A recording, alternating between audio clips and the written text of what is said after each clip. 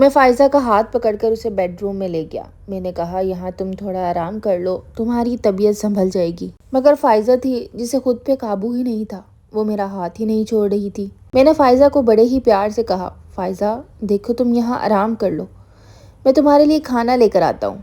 جب تک تم اٹھ بھی جاؤ گی فریش ہو کر کھانا بھی کھا لینا۔ دیکھو ابھی تمہاری طبیعت ٹھیک نہیں ہے، یہ نہ ہو کہ تم اس نشے میں کچھ غلط کر بیٹھو۔ فائزہ کا تعلق ایک بہت ہی اچھے گھرانے سے تھا۔ کالج میں اور فائزہ ساتھ ہی پڑھتے تھے۔ میرا نام علی ہے اور میں فائزہ کا بہترین دوست تھا۔ مجھے نہیں پتا کب کیسے کیوں فائزہ کو مجھ سے محبت ہو گئی۔ اس بات کا اندازہ مجھے بہت بعد میں ہوا، لیکن وہ کہتے ہیں نا ہر چیز میں ہی اللہ کی کوئی مصلحت ہوتی ہے۔ سفید رنگ کی یونیفارم میں وہ بہت ہی خوبصورت لگتی تھی۔ اس کے سنہری بال، اس کی بڑی بڑی آنکھیں، اس کے بولنے کا وہ دلکش انداز اور اس کی خوبصورت سی مسکراہٹ، مجھے وہ ساری چیزیں ہی پسند تھی۔ میں بھی فائزہ کو دل ہی دل میں کہیں نہ کہیں محبت کرتا تھا، لیکن میں اس کا اظہار کبھی اس سے نہیں کر پایا۔ کالج میں بہت سارے گروپس تھے اور ہماری کلاس میں ایک گروپ جو الگ رہتا تھا وہ فائزہ کے اوپر نظر رکھے ہوئے تھا۔ وہ لڑکے اور لڑکیاں بالکل اچھے نہیں تھے۔ انہوں نے فائزہ سے جان بوجھ کر دوستی کی تھی، حالانکہ فائزہ نے کبھی بھی ان میں انٹرسٹ نہیں لیا تھا، لیکن پھر بھی انہوں نے اپنے جال پہ فائزہ کو پھنسا لیا تھا۔ فائزہ پہلے تو ان کے ساتھ جاتے ہوئے ہچکچاتی، لیکن پھر ان کے ساتھ جانے لگی، ان کے ساتھ اٹھنے بیٹھنے لگی۔ وہ پڑھائی میں کافی اچھی تھی۔ ان لوگوں نے اس کا بھرپور فائدہ اٹھایا، فائزہ سے ڈیفرنٹ نوٹس بنواتے، اس کی پڑھائی کا فائدہ اٹھاتے، اس سے اپنی اسائنمنٹس بھی بنوا لیتے، اور فائزہ یہ سب کام دوستی میں کر رہی تھی۔ اسے لگا تھا کہ وہ اس گروپ کا حصہ ہے تو اسے ان کی مدد کرنی چاہیے، حالانکہ ایسا نہیں تھا۔ مجھے یہ سب کچھ پتا تھا اور میں نے فائزہ کو کئی بار بتایا کہ وہ لوگ بالکل اچھے نہیں ہیں، وہ صرف تمہارا فائدہ اٹھا رہے ہیں۔ پورے کالج میں وہ گروپ مشہور تھا، اس لیے فائزہ ان کے گروپ میں ایڈ ہونا چاہتی تھی۔ فائزہ کو بالکل بھی اندازہ نہیں تھا کہ وہ کیا کر رہی ہے، اور وہ مجھے بھی کہتی تھی کہ تم بھی اس گروپ میں ہی آ جاؤ۔ دیکھو علی تم بہت بھولے ہو، اور اگر تم اس گروپ میں آؤ گے تو ہم بھی ہوشیار ہو جائیں گے۔ اس گروپ میں ایک لڑکا تھا جس کی فائزہ کے اوپر بہت بری نظر تھی۔ وہ فائزہ کو کسی نہ کسی طریقے سے حاصل کرنا چاہتا تھا۔ مجھے بہت سارے لوگوں نے یہ بات پہلے بھی بتائی تھی، اور میں نے فائزہ کو وارن کیا تھا کہ دیکھو تم اپنے آپ کو بچا کے رکھنا، یہ نہ ہو کہ تم ان کے کسی جھانسے میں آ جاؤ اور یہ لوگ تمہیں نقصان پہنچائے۔ اس سے تمہاری پڑھائی بھی ڈسٹرب ہوگی اور تمہارے ماں باپ کا نام بھی خراب ہوگا۔ فائزہ کو اس ٹائم پہ یہ ساری باتیں سمجھ نہیں آئیں، لیکن آہستہ آہستہ وہ کچھ نہ کچھ سمجھنے لگی تھی، لیکن پھر بھی ابھی اتنی ہوشیار نہیں ہوئی تھی کہ وہ اس کی ساری باتیں ہی سمجھ سکے۔ وہ لڑکا اس کو مسلسل ٹریپ کر رہا تھا، مگر میری گہری نظر تھی اس لڑکے کے اوپر۔ میں دیکھنا چاہتا تھا کہ وہ فائزہ کے ساتھ کس حد تک جا سکتا ہے۔ اس گروپ کے باقی ممبرز بھی اسی لڑکے کا ساتھ دیتے تھے، وہ اس کی ہر بات مانتے تھے۔ ایک دفعہ ان لوگوں نے پلان بنایا کہ فائزہ کو کسی پارٹی پہ لے جائے۔ وہ کافی بولڈ پارٹی تھی، وہاں لڑکے اور لڑکیاں ساتھ جاتے تھے اور شراب نوشی وہاں عام تھی۔ فائزہ نے پہلے جانے سے انکار کیا کیونکہ وہ ان سب چیزوں میں نہیں پڑنا چاہتی تھی، اور نہ ہی فائزہ کے گھر والے اس چیز کی اس کو اجازت دیتے، اور میں نے بھی اس کو بارہا منع کیا تھا کہ تم اس پارٹی پہ مت جانا، یہ لوگ اچھے نہیں ہیں، دیکھو یہ لوگ تمہیں نقصان بھی پہنچا سکتے ہیں۔ ان دنوں ہمارے امتحانات چل رہے تھے، میں اور فائزہ اکثر ہی ساتھ میں پڑھائی کرتے تھے۔ اس کے پیرنٹس مجھے جانتے تھے، غالباً فائزہ کے ابو اور میرے ابو دوست تھے، اس لیے میرا ان کے گھر جانا بہت آسان تھا۔ میں اکثر ہی پڑھائی کرنے اس کے گھر چلا جاتا تھا، ہم دونوں ڈرائنگ روم میں بیٹھ کے پڑھا کرتے تھے۔ میں فائزہ کو اتنے اچھے طریقے سے جانتا تھا کہ میں اس کی آنکھوں میں دیکھ کے بتا سکتا تھا کہ اس کے دماغ میں کیا چل رہا ہے، مگر نہ جانے کیوں اسے اس میتھ کے سبجیکٹ میں بہت مشکل آ رہی تھی۔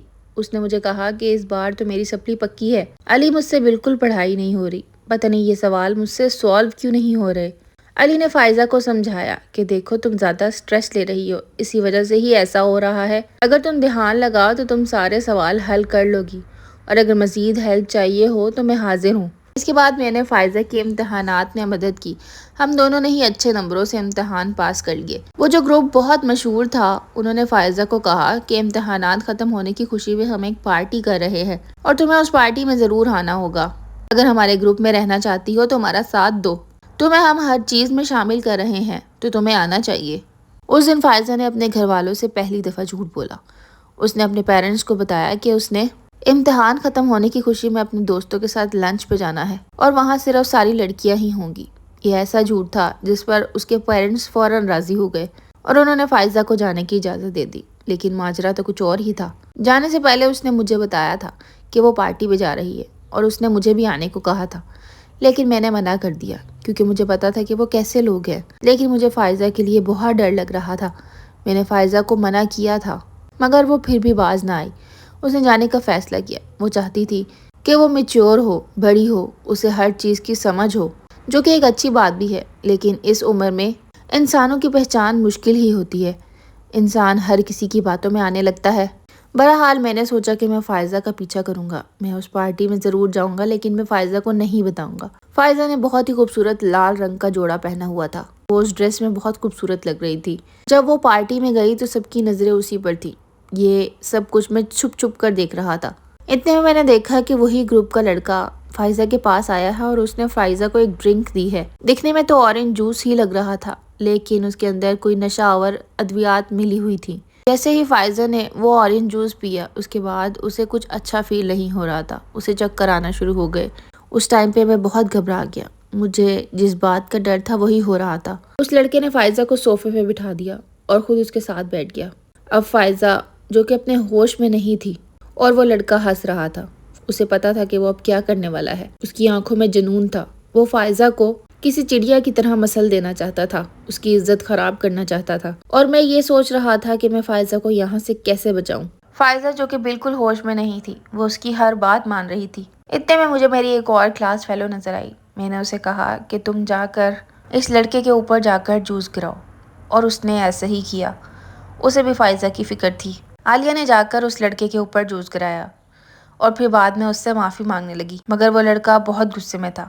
وہ کہہ رہا تھا، عالیہ اب میں تمہیں نہیں چھوڑوں گا، تمہیں پتہ نہیں ہے کہ تم نے کس سے پنگا لیا ہے۔ اور پھر وہ واش روم کی طرف بھاگا اپنے کپڑے صاف کرنے کے لیے۔ اتنے میں فائزہ کے پاس آیا، اسے وہاں سے اٹھایا اور اپنی گاڑی میں جا کے بٹھایا۔ اب میں یہ سوچ رہا تھا کہ میں اس کو لے کے کہاں جاؤں۔ اس کے اپنے گھر لے کے گیا تو وہاں پر ایک الگ ہی ہنگامہ شروع ہو جائے گا، اس لیے میں اسے اپنے گھر ہی لے گیا۔ میرے گھر پہ بھی میرے ماں باپ موجود تھے، لیکن ہمارے گھر پہ دوسری طرف ایک کمرہ خالی تھا جہاں پر کوئی بھی نہیں رہتا تھا۔ وہ گیسٹ روم سا بنا ہوا تھا جہاں پر کبھی کبھار ابو کے دوست آ کر رہا کرتے تھے۔ میں فائزہ کو اس کمرے میں لے گیا اور وہاں جا کر اسے بٹھایا۔ مجھے اس وقت غصہ تو شدید آ رہا تھا، لیکن فائزہ پر پیار بھی آ رہا تھا کیونکہ وہ بہت معصوم تھی۔ اسے تو خود بھی اندازہ نہیں تھا کہ اس کے ساتھ کیا ہونے والا تھا۔ اتنے میں فائزہ نے میرا ہاتھ پکڑا اور مجھے کہا، تم کہاں جا رہے ہو؟ میں تمہیں نہیں چھوڑوں گی، یہیں پہ بیٹھو میرے پاس۔ اس نشے میں اس نے مجھ سے اظہار محبت کیا، جو کہ اس نے آج سے پہلے کبھی بھی نہیں کیا تھا۔ میں بھی اسے سب بتانا چاہتا تھا کہ میں اس سے کتنی محبت کرتا ہوں، لیکن میں اسے نہیں بتا سکا کیونکہ وہ نشے میں تھی۔ یہ سب کچھ میں اس کو ہوش میں بتانا چاہتا تھا، اس لیے میں نے اسے کہا کہ ابھی یہ صحیح ٹائم نہیں ہے۔ فائزہ کا جب نشہ اترا اور اسے ہوش آیا تو اسے اپنے اوپر بہت غصہ آیا، اور اس نے خود سے وعدہ کیا کہ اب وہ کبھی بھی کسی کی باتوں میں نہیں آئے گی اور نہ ہی اپنے ماں باپ سے جھوٹ بولے گی۔ اس نے علی سے بھی معافی مانگی کیونکہ علی نے اسے بارہا سمجھایا تھا کہ وہ لوگ اچھے نہیں ہیں۔ آج میری اور فائزہ کی شادی کو 5 سال ہو گئے ہیں، اور ہم جب بھی یہ واقعہ یاد کرتے ہیں تو ہنستے ہیں۔ ہم دونوں نے کالج ختم کرنے کے بعد ساتھ میں ہی یونیورسٹی جوائن کی تھی، اور اس کے بعد اکٹھے ہی ایک ہی آفس میں جاب بھی کی۔ ہم دونوں نے اپنا فیوچر خود بنایا، اور اس کے بعد ہمارے پیرنٹس نے ہماری شادی کرنے میں کوئی بھی رکاوٹ نہیں ڈالی کیونکہ وہ جانتے تھے کہ ہم دونوں بچپن سے ہی ساتھ ہیں، اور ہم دونوں کا لائف پارٹنر ایک دوسرے سے اچھا کوئی اور ہو ہی نہیں سکتا۔ اس دن اگر میں شاید فائزہ کو نہیں بچاتا تو شاید فائزہ اپنے آپ کو کبھی بھی معاف نہ کر پاتی۔ وہ آج بھی جب یہ بات سوچتی ہے تو گھنٹوں بیٹھ کر اسی کو سوچتی رہتی ہے۔ اسے ابھی بھی اس پارٹی سے خوف آتا ہے۔ اس کے بعد اس نے کبھی بھی کسی ایسے لوگوں سے دوستی نہیں کی جو بہت زیادہ بولڈ ہوں۔ وہ اپنے ہی جیسے معصوم لوگوں سے دوستی کرنا پسند کرتی ہے۔ آپ کو یہ کہانی کیسی لگی کامنٹ باکس میں ضرور بتائیے گا۔ ملوں گی اپنی نیکسٹ ویڈیو میں۔ اللہ حافظ۔